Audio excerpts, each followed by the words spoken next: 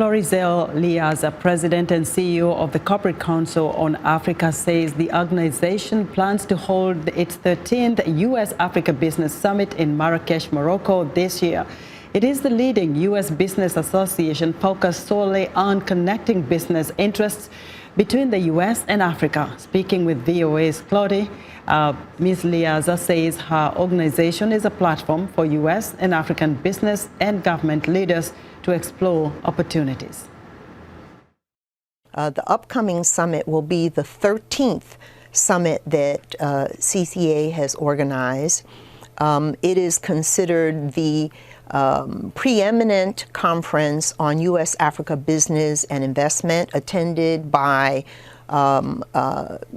government officials as well as private sector CEOs and senior executives from across the continent, as well as here in the U.S. And we're looking forward to it for a variety of reasons. We believe that we'll have probably as many as 2,000 participants there to engage with each other, to explore business opportunities on the continent, and to do deals. And so again, we see it as a critical conference that many people attend. Over the years, we've had more than 50 African heads of state that have attended, and more than 15,000 participants that have come to the U.S.-Africa Business Summit. So this year, what will be the focus, and what do you seek to achieve? Yes.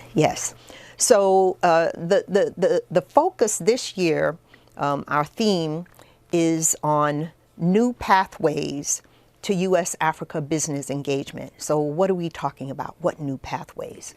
So I think you know that the Overseas Private Investment Corporation, OPIC, has now become the Development Finance Corporation, DFC.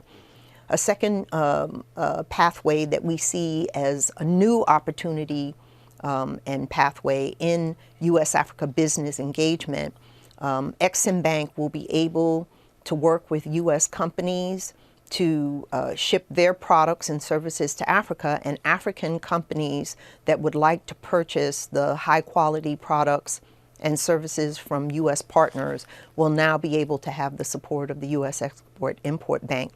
And those who are looking at developing Africa for their global and regional value chains will be able to now invest in Africa and trade with Africans as one large market.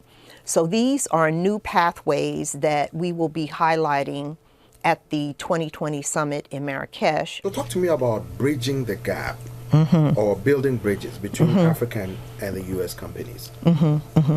For U.S. companies trying to get into that market and compete with companies from all around the world, we think that in terms of bridging the gap, what we're doing is we're highlighting the opportunities in Africa, the business opportunities in Africa for U.S. companies, so that they can feel, okay, this is what we have the opportunity to explore here on the continent.